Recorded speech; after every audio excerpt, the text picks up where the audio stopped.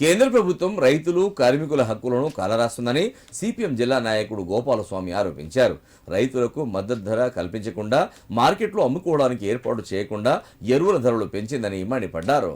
సిద్దిపేట పట్టణంలోని పాత బస్టాండ్ చౌరస్తా వద్ద కేంద్ర ప్రభుత్వ రైతు కార్మిక ప్రజా వ్యతిరేక విధానాలకు వ్యతిరేకంగా joint platform of trade union ఆధ్వర్యంలో నిరసన కార్యక్రమం చేపట్టారు.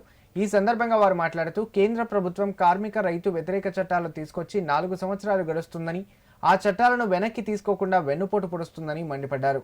కార్మికులకు కనీస వేతనం ఇవ్వకుండా వారి నోటికాడి ముద్ద లాగేసే విధంగా కార్మిక కోడ్లను అమలు పరిచేందుకు సిద్ధమవుతుందన్నారు. అంతేకాకుండా నేడు దేశవ్యాప్తంగా ప్రభుత్వ రంగ సంస్థలను అమ్ముతున్న పరిస్థితి ఉందని, ప్రభుత్వ రంగ సంస్థలు అమ్మి కొంతమంది పెట్టుబడిదారులకు కట్టబెడుతున్నారని మండిపడ్డారు.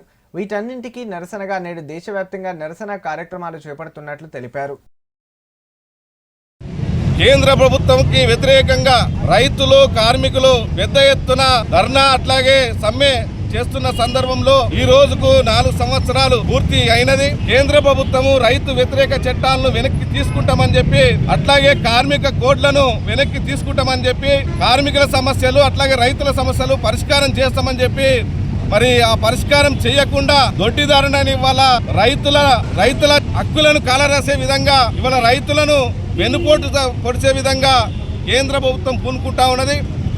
రైతులకు మద్దతు ధర కల్పించడంలో కానీ, అట్లాగే వాళ్ళ మరి వ్యవసాయానికి సంబంధించిన పంటను మరి మార్కెట్లో అమ్ముకోవడానికి అవసరమైనటువంటి ఏర్పాట్లు చేయకుండా, అట్లాగే ఉత్పత్తి ఖర్చును తగ్గకుండా ఇవాళ డిఏపి ఎరువులను మరి 300 రూపాయలు పెంచినటువంటి పరిస్థితి ఉంది. అట్లాగే కార్మికుల కనీస వేతనం ఇవ్వకుండా వాళ్ళకు నోటికాడి ముద్దనే తీసేసేటట్టు ఇవాళ కార్మిక కోడ్లను ఈ వచ్చే సంవత్సరం ఏప్రిల్ నుంచి అమలు చేయడానికి పూనుకుంటా ఉన్నది.